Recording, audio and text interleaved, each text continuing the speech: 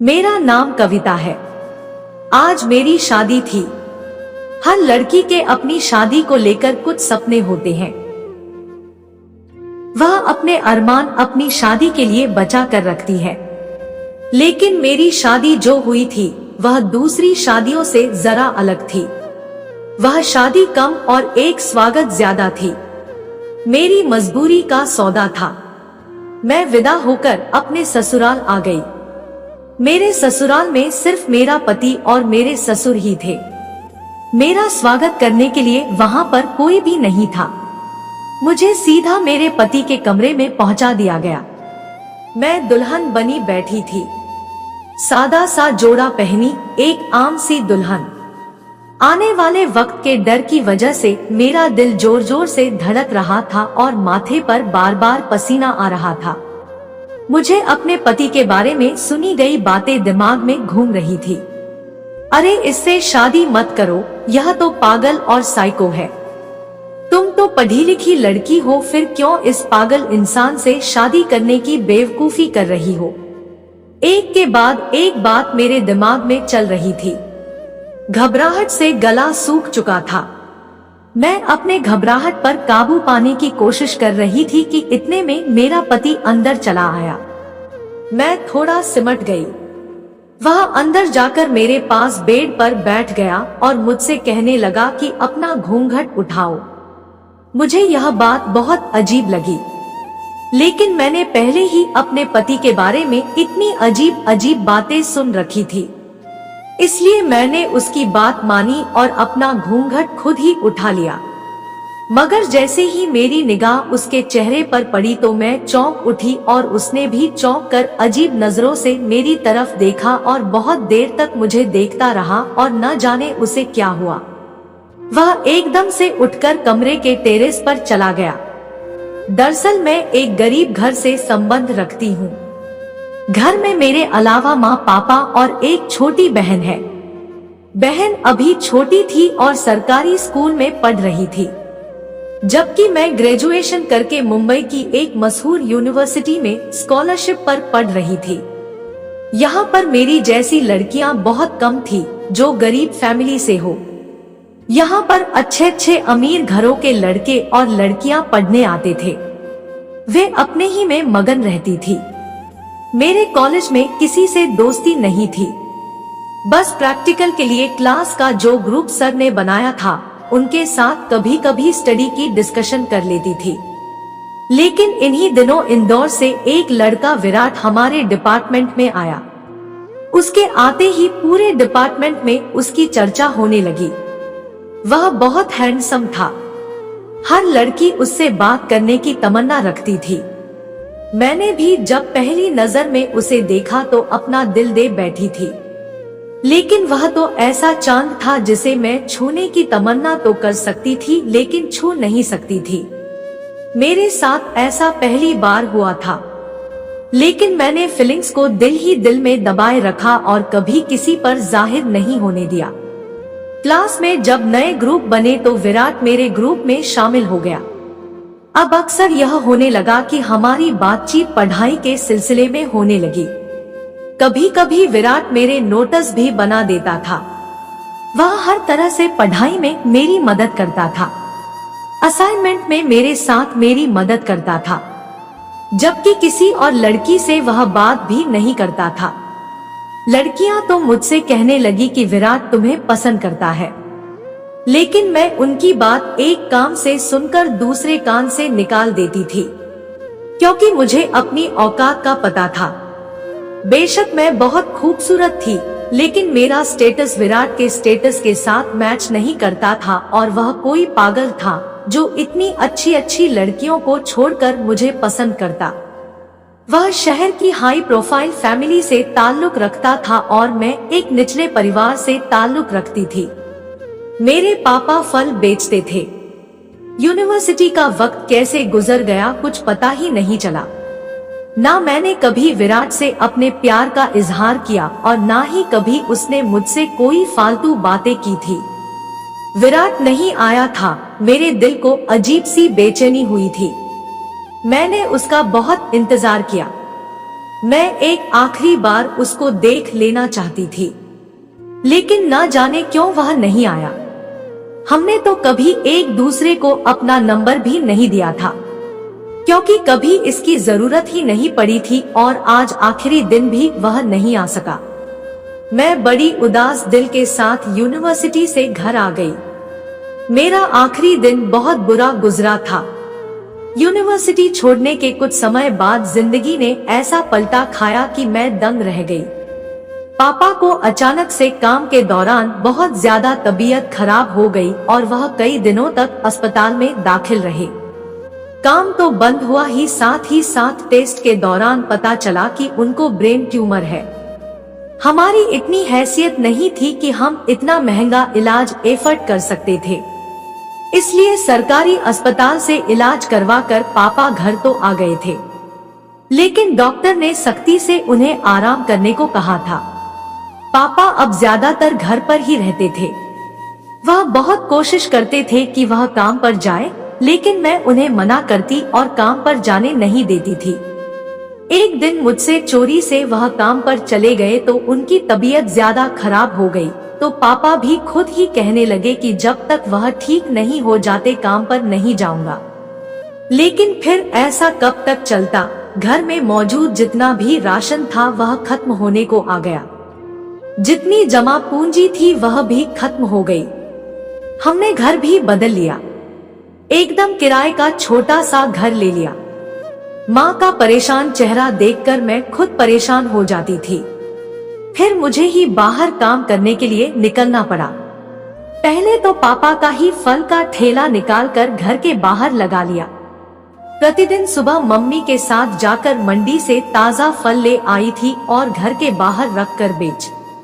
लेकिन इसमें इतने पैसे नहीं बचते थे। हमारे रोज के खर्चे तो पूरे हो जाते थे, लेकिन पापा के इलाज के पैसे कहाँ से आते। इसलिए मैंने एक फैसला किया और माँ को इस बारे में बताया। माँ ने मुझे बहुत मना किया था, लेकिन मैं अपनी बात पर अड़ी रही और मैंने पापा से इजाजत ले ली। इजाजत देते हुए पापा का दिल भी बहुत भारी हो रहा था, क्योंकि उन्होंने मेरे लिए कुछ और सपने देखे थे और अब एकदम हालत की वजह से वह अब अधूरे रह गए थे। पापा की परमिशन मिलते ही मैंने अगले ही दिन अलग अलग जगह पर नौकरी के लिए अप्लाई कर दिया। नौकरियां के बहुत जगह पर अप्लाई किया। पूरे 1 महीने में नौकरी के लिए अप्लाई करती रही और मुझे कहीं भी नौकरी नहीं मिली। इंटरव्यू की कॉल आई, मैं इंटरव्यू देने जाती, लेकिन ऐसा लगता जैसे वहां पर पहले ही नौकरी के लिए सिलेक्शन हो गया हो और यह इंटरव्यू बस एक फॉर्मेलिटी हो। लेकिन फिर इन्हीं दिनों एक जगह मेरी नौकरी लग गई। सैलरी बहुत ज्यादा नहीं थी, लेकिन अच्छी थी। मैं खुशी से खिल उठी और फौरन ज्वाइन कर लिया। अब बॉस ने मुझे अपने कमरे में बुलाया और कहने लगे, और जितना अच्छा काम करती है उसके हिसाब से आपकी सैलरी और पोस्ट कुछ कम नहीं है क्या? बॉस ने मुझे यह सवाल किया तो मैं थोड़ा घबरा गई कि हाँ बोलूं या ना बोलूं। लेकिन फिर हिम्मत जमा करते हुए मैंने हाँ कह दिया और वह कुछ देर मुझे गहरी नजरों से देखते रहे। मुझे उलझन होने लगी, लेकिन फिर वह कहने लगे, आपकी सैलरी और पोस्ट बढ़ सकती है, लेकिन अगर आप मुझे खुश करें तो। मैं उलझन भरी नजरों से उनकी तरफ देखने लगी और वह बड़ी कमीनी सी हंसते हुए कहने लगे, मिस कविता समझदार है, आप समझ सकती है। इसके लिए आपको बस मुझे खुश करना होगा। बॉस की बात सुनकर मेरे तो तन बदन में आग लग गई और मैं एकदम गुस्से से खड़ी हो गई और कहने लगी कि तुम जैसे कमीनों की वजह से ही लड़कियां घर से निकलने से डरती है। मैं लानत करती हूँ तुम पर और तुम्हारे काम पर। मैं गुस्से से यह कहती हुई ऑफिस से बाहर आ गई। पीछे से वह मुझे बस आवाज ही देता रह गया। मेरी आंखों से आंसू बह रहे थे। मुझे अपने आप पर इतना लाचार और बुरा लग रहा था। यह दुनिया मजबूर और लाचार लोगों की नहीं है। मैं कितनी देर इसी तरह बेमकसद सड़क किनारे चलती रही, लेकिन आखिर कब तक, घर तो जाना ही था ना। घर पहुंचकर माँ ने मेरा परेशान चेहरा देख पूछने लगी, क्या हुआ है बेटा, तुम इतनी परेशान क्यों हो? माँ के पूछने की देर थी कि मैं फूट फूट कर रोने लगी और माँ को सारी बात सच सच बता दी। माँ ने मुझे अपने सीने से लगा लिया और हौसला दिया। माँ कहने लगी, बेटा जब तुम घर से बाहर निकली हो तो तुम्हें इस तरह के बहुत से लोगों से लड़ना होगा। ऐसे बहुत से दरिंदे तुम्हारे रास्ते में आएंगे, लेकिन तुम्हें हिम्मत और समझदारी से काम लेना होगा। माँ ने बहुत समझाया क्योंकि मैं परेशान हो गई थी। मैं हिम्मत और हौसले से नई जॉब देखने लगी और फिर जल्दी ही मेरी किस्मत से मुझे एक नौकरी मिल गई। वह नौकरी पहले वाली नौकरी से बहुत अच्छी थी। सैलरी ज्यादा थी जिससे और आसानी हो गई थी। वहां पर काम करते हुए मुझे 6 महीने हो गए थे। यहाँ का माहौल बहुत अच्छा था। मैंने आज तक सिर्फ अपनी कंपनी हेड को ही देखा था। हालांकि ऑफिस में बॉस के बेटे की बहुत बातें होती थी। कोई उसे पागल कहता तो कोई दीवाना कहता था और कोई साइको कहता था, लेकिन मैंने कभी आज तक उसे नहीं देखा था। शायद वह ऑफिस आता ही नहीं था। मैं अपने काम से काम रखती थी, लेकिन फिर इन्हीं दोनों बॉस ने वर्कर्स की एक अर्जेंट मीटिंग बुलाई और उनकी तरफ से एक अजीब ऐलान सुनने में आया। उसने कहा था कि जो भी लड़की मेरे बेटे के साथ शादी करेगी और उसके साथ पूरे 24 घंटे गुजरेगी तो मैं उसे बहुत बड़ी रकम इनाम के तौर पर दूंगा। मुझे बॉस की यह बात अच्छी नहीं लगी। ना जाने उनके बेटे में क्या मसला था कि बॉस ने इस तरह का ऐलान किया था, लेकिन बराबर यह बात सुनने को मिलती रही कि कोई भी लड़की बॉस के बेटे के साथ शादी के लिए तैयार नहीं थी। लेकिन यह बात सुनकर मेरे दिल में बार बार यही ख्याल आ रहा था, यह बॉस के बेटे से शादी कर लेती हूँ, इन पैसों से मैं अपने पापा का इलाज करवा सकती हूँ और एक बार पापा ठीक हो जाए तो हमारे सारे मसले हल हो सकते हैं और फिर कौन सा यह सच की शादी होगी। सिर्फ एक सौदा ही है ना।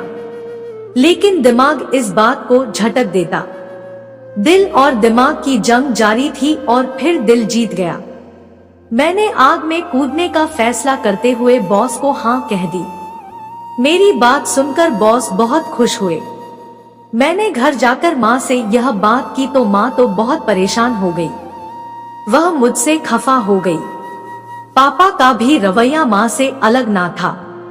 दोनों ने मुझे इस काम को करने से मना किया, लेकिन अब मैं तय कर चुकी थी और सबसे बड़ी बात, मुझे उन पैसों का लालच था जिससे मैं अपने पापा का इलाज करवा सकती थी। इसके अलावा मुझे और कोई ऑप्शन ही नजर नहीं आ रहा था। माँ पापा 1-2 दिन मुझसे नाराज रहे, लेकिन फिर मुझे समझाने बैठ गए, लेकिन अब मैं समझने समझाने की हद से निकल चुकी थी। उनकी बात नहीं मानी और संडे का दिन आ पहुंचा। साधारण तरीके से हमारी शादी हो गई। मैंने अभी तक अपने पति का चेहरा नहीं देखा था। उसका नाम विराट था, लेकिन एक नाम के तो बहुत से लोग होते हैं। वह विराट तो बिल्कुल नहीं हो सकता है। उसके आने से तो मेरा दिल धड़क जाता था। यह न जाने कौन पागल और साइको था। मैं विदा होकर ससुराल आ गई।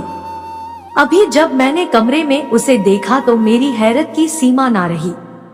अपनी कहानी सुनाते हुए मैंने विराट की तरफ देखा, जो बड़ी गहरी और प्यार भरी नजरों से मुझे ही देख रहा था।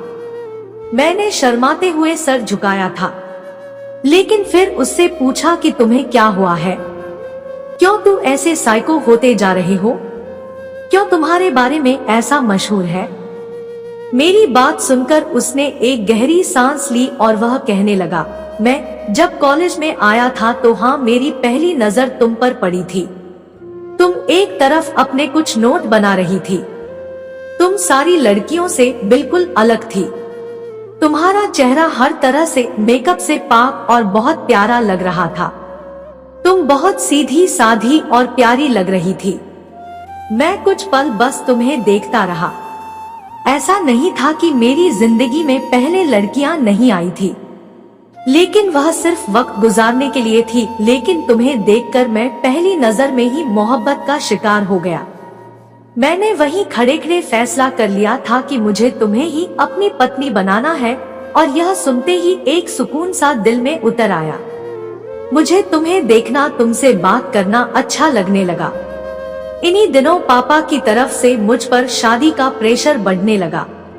दरअसल पापा ने मुझे बुलाया ही इसलिए था, मैंने उन्हें तुम्हारे बारे में बताया, लेकिन स्टेटस के फर्क की वजह से पापा ने मुझे साफ साफ इनकार कर दिया और तुमसे मिलना भी गवारा नहीं किया।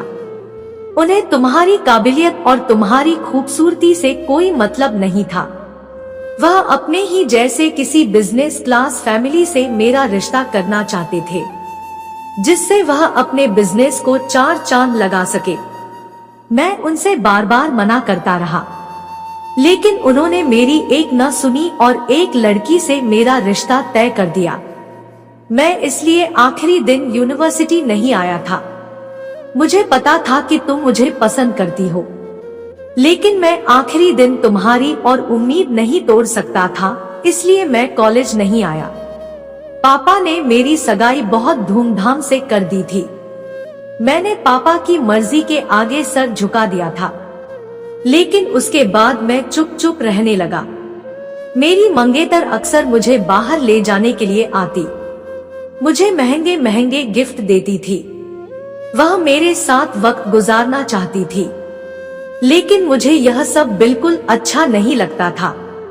मुझे बार बार तुम्हारा ख्याल आता था और फिर एक दिन मैंने यूनिवर्सिटी के डिपार्टमेंट से तुम्हारे घर का पता निकलवाया और तुम्हारे घर भी गया, लेकिन वहां से पता चला कि तुम लोग वह घर छोड़कर जा चुकी हो। मैं बहुत ना उम्मीद हो गया। अब इतने बड़े शहर में तुम्हें कहां से ढूंढता। इसके बाद मैं जैसे खुद में ही खो गया था। तब इसी हालत में अपनी मंगेतर के साथ मेरा झगड़ा हो गया और उसने अपने पापा से मेरे बर्ताव के बारे में शिकायत कर दी। उसके पापा ने मेरे पापा से बात की और घर में एक तूफान सा आ गया। पापा ने पहले तो मुझे बहुत बुरा भला कहा और मुझे साफ साफ वार्निंग दे दी कि मुझे उस लड़की से माफी मांगनी होगी और अपना बर्ताव ठीक करना होगा, वरना उनके बिजनेस को भी नुकसान था और हमारे रिश्ते को भी। लेकिन मेरा ऐसा कोई इरादा नहीं था। मैंने ना तो उसे लड़की से माफी मांगी और ना ही अपने रिश्ते को ठीक किया। इसका नतीजा यह हुआ कि हमारी सगाई टूट गई। फिर पापा ने एक और जगह पर मेरा रिश्ता पक्का कर दिया और मुझे उसे लड़की से मिलने जुलने के लिए कुछ समय दिया। पापा चाहते थे कि हम एक दूसरे को समझ जाए और फिर जल्दी ही वह हमारी शादी पक्की कर दे, लेकिन मैं भी सिर्फ घर पर ही पड़ा रहता। मेरा दिल ही नहीं करता था कि मैं कहीं बाहर जाऊं। पापा मुझे बहुत डांटते थे, अक्सर मुझे समझाते, लेकिन वह मेरी बात सुनने और मानने को तैयार ही नहीं थे।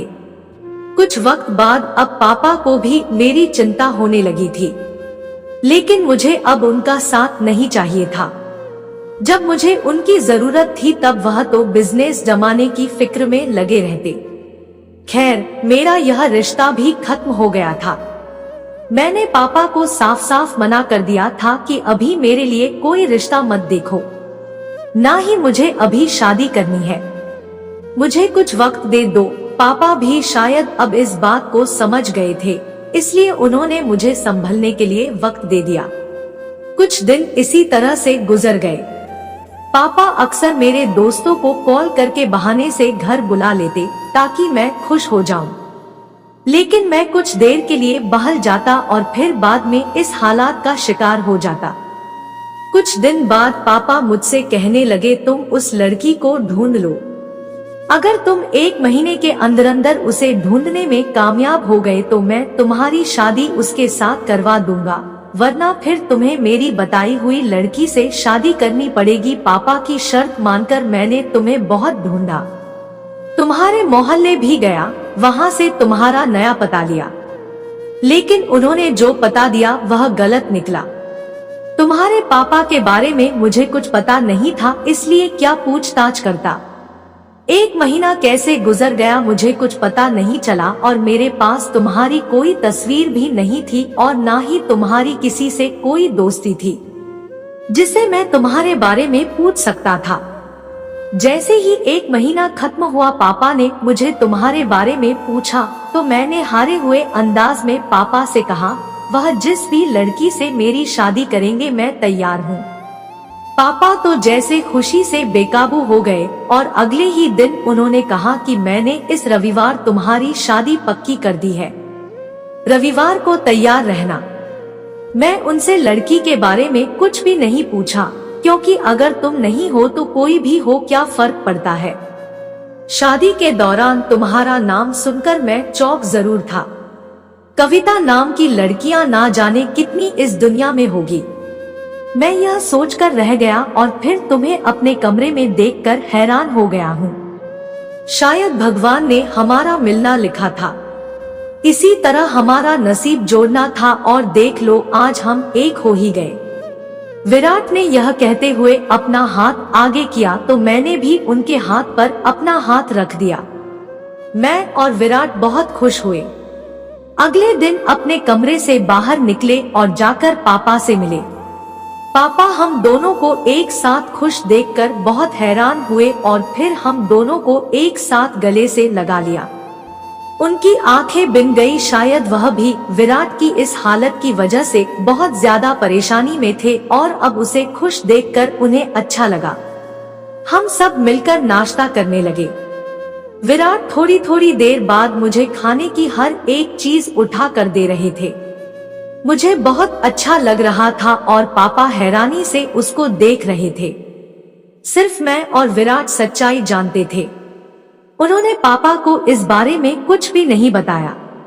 मैंने और विराट ने एक दूसरे से वादा किया था कि यह बात हम कभी किसी दूसरे को नहीं बताएंगे कि हम एक दूसरे को पसंद करते थे और मैं वही लड़की हूँ जिससे विराट शादी करना चाहते थे। पापा को भी सच्चाई का पता नहीं था, इसलिए वह हमें खुश देखकर बहुत खुश थे। अचानक विराट पापा से कहने लगे, पापा मैं दरअसल आपका धन्यवाद करना चाहता हूँ कि आपने कविता को मेरी जिंदगी का साथी चुना। इससे बेहतर लड़की मेरे लिए कोई हो ही नहीं सकती थी। वह यह कहते हुए उठकर पापा के गले लग गए। पापा की आंखें बिन गई थी। वह बहुत देर तक विराट को अपने सीने से लगाए खड़े रहे। हमारी शादी को लगभग 1 महीना हो गया था। मुझे यूं ही बैठे बैठे विराट की माँ का ख्याल आया तो मैंने उनसे पूछ लिया कि विराट आपकी माँ कहाँ है? मैंने कभी उनके बारे में नहीं सुना है और ना ही कभी उनकी कोई तस्वीर देखी है। यहाँ तक कि मुझे पूरे घर में उनकी तस्वीर भी नजर नहीं आई, जबकि आपके बचपन की तस्वीर और पापा की तस्वीर घर में जगह लगी हुई है।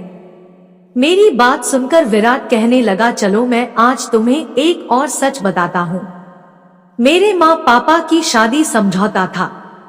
दोनों परिवार का कारोबार बढ़ाने और एक दूसरे का स्टेटस ऊंचा करने का एक सौदा था, जिसे इन दोनों ने मंजूर किया था और एक दूसरे को अपना लिया था। मम्मी अपनी लाइफ में ज्यादातर बिजी रहती थी।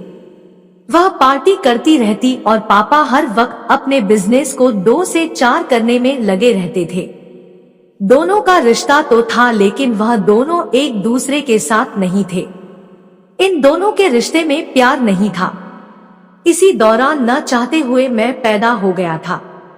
हालांकि मम्मी को बच्चा नहीं चाहिए था, वह अपने पैरों में किसी तरह की बेड़ियां नहीं डालना चाहती थी, लेकिन शायद भगवान को कुछ और ही मंजूर था और मैं इस दुनिया में चला आया।